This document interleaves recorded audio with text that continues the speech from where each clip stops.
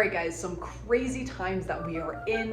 You know, layoffs just unfortunately seem like the norm. There are such high gas prices, inflation all around. So the question here is, are we in a recession? And then more than that, what are you to do with your finances? So we're gonna go over both those things today, so stay tuned.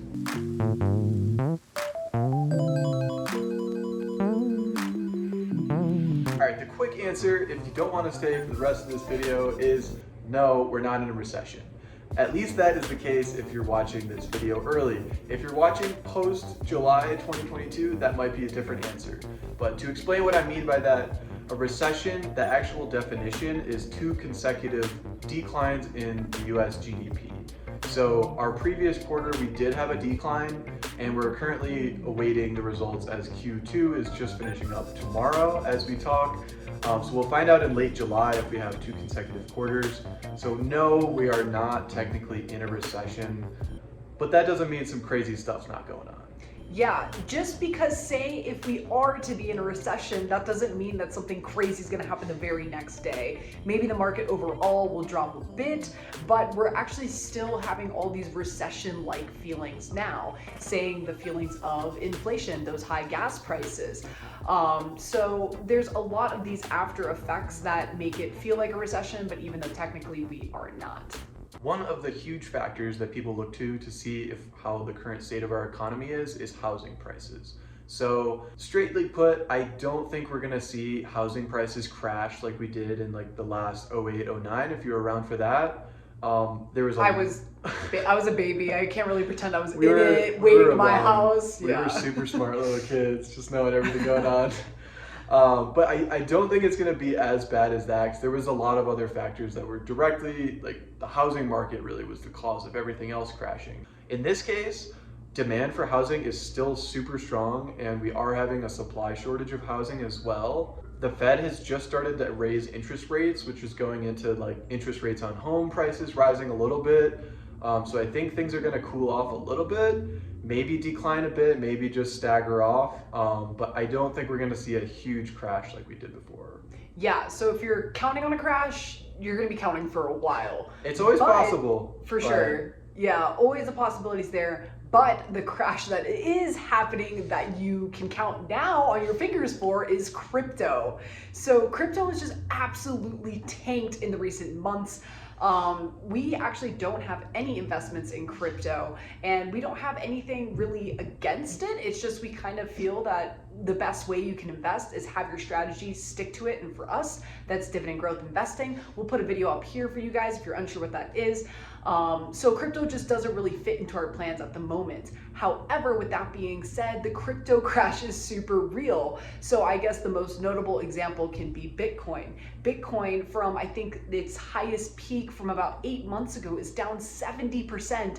It almost peaked at like 70K, and now it's at like, I think the latest price is like 19 or 20,000. Yeah, I wasn't even keeping track of Bitcoin's price, and one day I looked, I was like, holy shit, that's down a lot. So with crypto, I'm really unsure of what the future of it looks like. I don't think it's going away. I do think prices will go up again, but I'm not one to advise on this because, like I said, we don't do it ourselves. However, this is a crash that is actively happening, though. I mean, even like crypto.com and all these other tech crypto companies are laying off people because their assets are just no longer worth as much. So they're having a lot of issues there. So I think that really the parallel here is that if you're looking for a crash, the housing crash happened in 2008 with banks over leveraging, and now the crypto crash is happening here in 2022. Probably a lot of crypto over leveraging as well. Exactly. It's a common theme that's there. But with this crash, not crash going on, let's get into what we're doing with our money.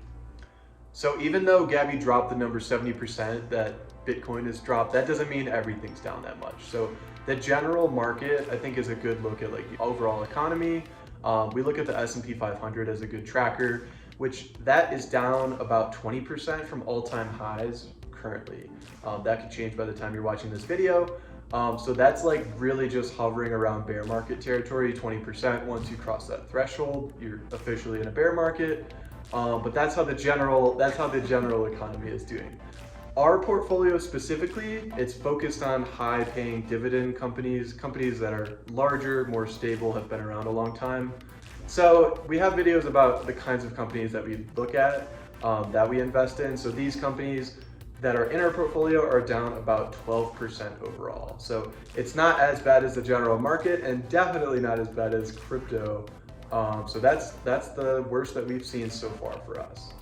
Just one other thing I want to point out is the companies that we invest in have a consistent increase of dividends over time. So even though we've seen a little bit of pullback so far, we have yet to have one company in our portfolio cut their dividend. I will knock on wood really quick because I don't want to see them all cut. Yeah, we also have a video that we've already posted on how that we actually pick our stocks. Is that one of our criteria is that we look for companies that have continued to pay out dividends in previous economic dips and recessions. So all the companies in our portfolio have continued to pay dividends throughout the 2008 recession. Okay, so I guess that should have revealed the answer to our next question is, are we still investing? And the answer is yes. We actually had a point back, I think it was a year or two ago, that we stopped investing, and that was a really bad video, so I won't even link it above, but feel free to watch it. So we've grown a lot since then, so yes, we are still investing because investing is a long-term commitment. But I think a better question than that is, how are we investing? Even though we do dividend growth investing, the amount that we put changes over time. So one of the things that we built into our portfolio before any of these bad times started was we really wanted a sort of safety net if things were to go down. So really, before we even started investing, we built up a big cash buffer to get us by if things are to happen, if we're to lose our jobs, if the market is to crash, whatever happens. So with this cash buffer, what our strategy is that I basically have a little bit more complicated calculation set up that as the market drops a higher and higher percentage, then we increase our investments more and more. So we invest on a weekly basis. We make deposits into both of our M1 portfolio accounts. And as this market has dipped a little bit, we have increased our investments.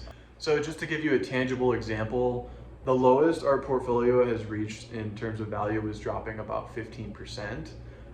We have increased our investments by about 25%. We have built into our plan, basically as long as the market drops like up to 50%, totally don't have to worry about it. We have enough cash stored to totally like increase our investments and not worry about it. Once we get to higher to 50%, we'll see when it goes there. We might not still be able to increase our investments, but that's kind of like the strategy that we accounted for when building our portfolio. Yeah, so that's what we're doing. So what I would recommend for you guys is that if you have your own consistent investing strategy at this point in time, say if you're putting away weekly $250, $500 a week, and then you, with the market dipping, you can start to consider, well, should I be increasing that? You know, because essentially what we're talking about is buying these stocks on sale. Because when you're buying these companies with such a long, strong history, they're going to rebound. So take a look at your own portfolio and just kind of reflect, like, should I be putting more in the market? I understand that it can be a little scary. So don't, necessarily double what you're investing right away. Just do baby steps and create a plan for yourself that is sustainable, that as the market dips, you can increase. So don't worry too much, everyone. We've always had economic hardships in the past and we've always gotten through them. Whether it takes 3 months or 3 years to get back to where we were before, if you have the means, I would definitely consider investing. That's it from Gaby and Brendan. We'll catch you guys next time.